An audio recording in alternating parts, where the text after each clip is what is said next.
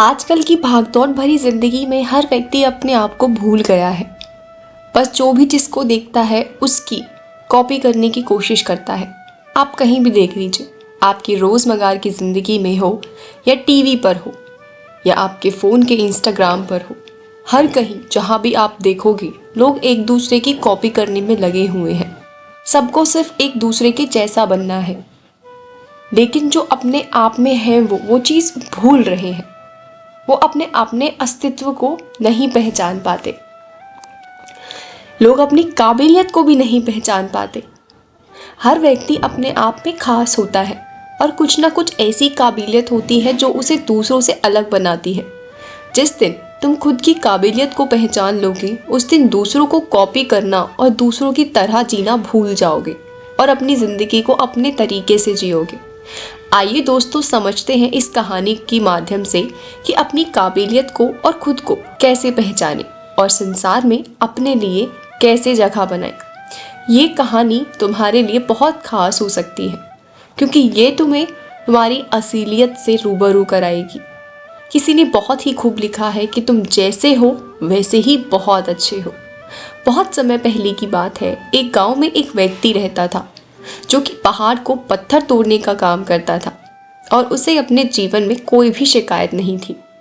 अपनी मेहनत से वो जो भी कमाता अपने परिवार का पालन पोषण करता और कुछ समय अपने परिवार के साथ बिताता और सिर्फ सो जाता। सुबह उठकर उसकी यही दिनचर्या होती। इस तरह उसे कई सालों बीत गए। एक दिन जब वो पहाड़ से पत्थर तोड़कर आ रहा था, तब एकदम से उसके मन में एक ख्याल आया कि ये भी कोई जिंदगी है। मेरी रोज की वही दिनचर्या है, मैं वही काम करता हूँ, थोड़े बहुत पैसे कमाकर अपने परिवार का पालन पोषण करता हूँ। मेरी जिंदगी बहुत सूनी सी हो गई है, कुछ नया है ही नहीं। थोड़ा बहुत जो भी पैसा कमाता हूँ घर परिवार चलाने में लग जाता है, घर वाले भी कुछ नहीं बोलते। जिंदगी बेकार सी लगने लगी है। फिर वो सोचने लगा कि कोई ऐसी चीज़ मुझे मिल जाए कि मैं जो चाहूँ वो मेरे पास आ जाए।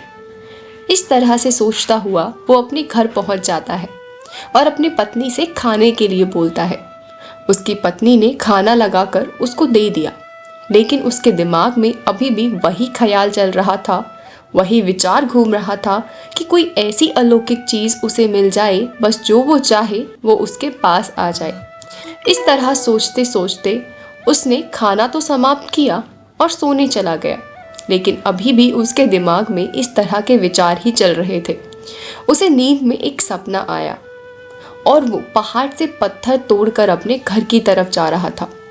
तब उसे रास्ते में बहुत बड़ा आलीशान घर देखा और वो कहने लगा कि शायद इस घर का मालिक मैं होता और ये घर मेरा होता तो कितना अच्छा होता।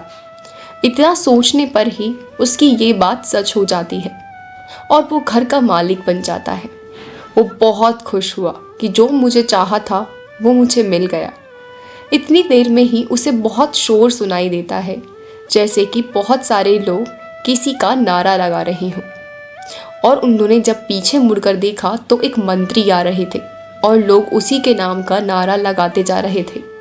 वो सोचने लगा कि मुझसे बड़ी इज्जत तो इस मंत्री की है। इतने सारे लोग इसके सहायक हैं, इतना सम्मान मिल रहा है, मेरी तो कोई इतनी इज्जत ही नहीं है।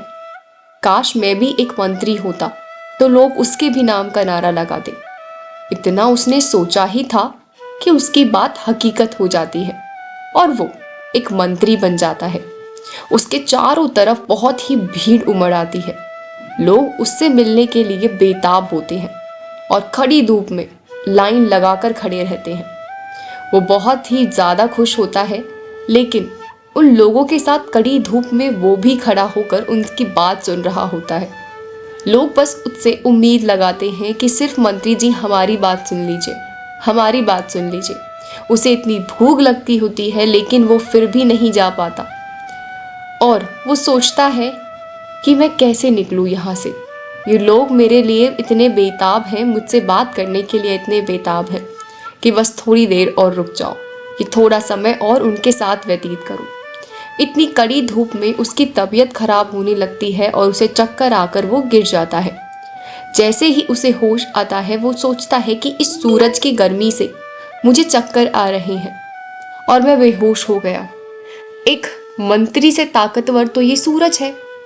काश मैं ये सूरज होता तो मैं सबसे ज़्यादा ताकतवर होता। इतने में ही वो सोचता है और वो सूरज बन जाता है। अब हर किसी को धूप और रोशनी यहीं से कर रहा था और इसकी खुशी का कोई ठिकाना ही नहीं था। और वो बहुत खुश हुआ कि मैं अब बहुत ताकतवर हो गया हूँ। लेकिन थोड़ी देर में अब उसकी खुशी ज़्यादा देर तक नहीं चली। थोड़ी देर शाम होते ही उसके सामने काले बादलों का घेरा आ गया। उसे लगा कि अब सूरज की रोशनी को ये काले बादल रोक रहे हैं। काश मैं ये बादल होता तो मुझे कोई नहीं रोक सकता। इस बात को कहते ही वो बादल बन जाता है। अब वो जहाँ चाहे वहाँ जा सकता था। अब बहुत खुश हुआ। लेकिन थोड़ी देर बाद तेज हवा चलने लगी और वो हवा बादलों को अपने ओर लेते हुए चली। तब उसे एहसास हुआ कि मेरे पर तो मेरा काबू है ही नहीं। ये हवा मुझे लेकर जा रही है। यही हवा मुझसे बहुत ताकतवर है। काश मैं ये हवा होता तो ना मुझे ये बादल रोक पाते और ना ही सूरज रोक पाता। इतना कहने के बाद ही वो व्यक्ति हवा बन जाता है। हवा बनते ही उसके अंदर बहुत ज़्यादा ताकत आ जाती है और वो सोचने लगता है कि मैं हवा हूँ, जिसे चाहूँ उसे उसकी तरफ उड़ सकता हूँ और ना ही मुझे कोई रोक सकता है और ना ही मुझे कोई छू सकता है। उसी के एहसास होने वाला ही था कि अब मैं हवा बनकर सबसे ज़्यादा ताकतवर हूँ। इतनी देर में ही उसके सामने पहाड़ आ गया। उसने हवा बनकर पहाड़ को खूब हिलाने की कोशिश की, लेकिन वो पहाड़ बिल्कुल भी नहीं हिला। ये सोचकर वो बहुत मायूस हुआ। कहता है कि ये पहाड़ तो हवा से भी ज़्यादा शक्तिशाली है। जो तेज हवा सब ही नहीं हिला पाती। काश मैं पहाड़ होता तो मेरा कोई कुछ नहीं कर पाता।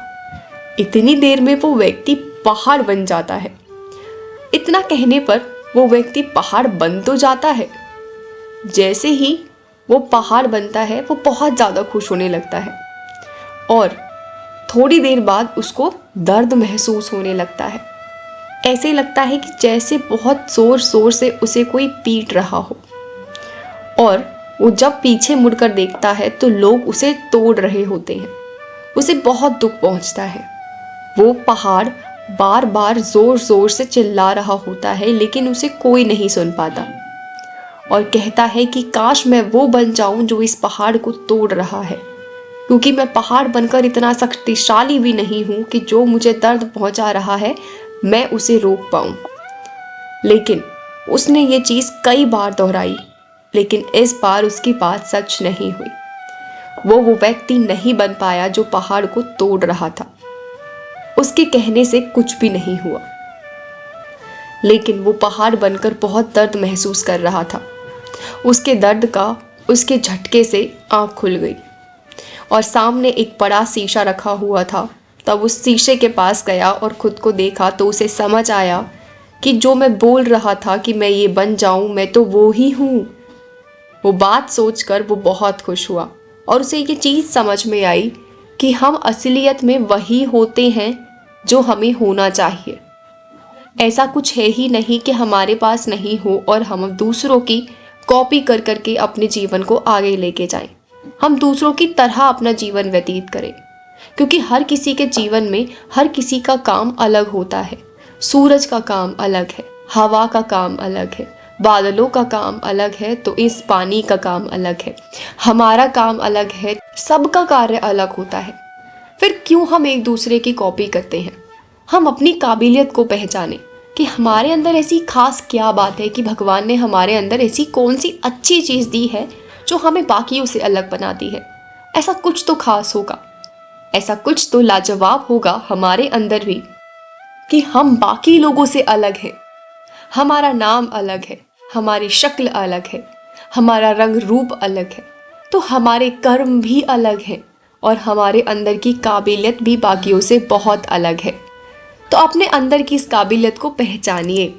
किसी को कुछ सिखाना अच्छी बात है, लेकिन अपने अस्तित्व को भुला कर किसी और के अस्तित्व को अपना लेना खुद का एक स्वयं ही ईश्वरीय रूप कारीगर का भी अपमान करना होता है, क्योंकि ईश्वर ने हर किसी को एक अच्छा अलग अलग स्वरूप दिया है। हमें यह याद रखना चाहिए कि हर व्यक्ति में एक विशेष गुण होता है जो उसे सबसे अलग बनाता है। इसे खोजने के लिए हमें अपने अंदर की ऊंचाइयों तक पहुंचना होता है। इसलिए आप जैसे भी हैं, आप बहुत अच्छे हैं। किसी और की तरह बनने की आपको कोई भी ज़रूरत नहीं है। आप जैसे हैं सबसे ज़्यादा सर्वश्रेष्ठ हैं। अगर आप में कुछ बनना है तो खुद को पहचानो, अपनी शक्तियों को पहचानो और अपने आप को सर्वोत्तम स्वरूप बनाइए। आशा करती हूँ आपको ये वीडियो पसंद आई हो। हमें कमेंट लिख कर जरूर बताएं आपको वीडियो कैसी लगी, फीडबैक ज़रूर दें। मिलते हैं अगली बार ऐसी कोई नई परेशानी के समाधान के साथ। तब तक के लिए thank you so much for watching this video.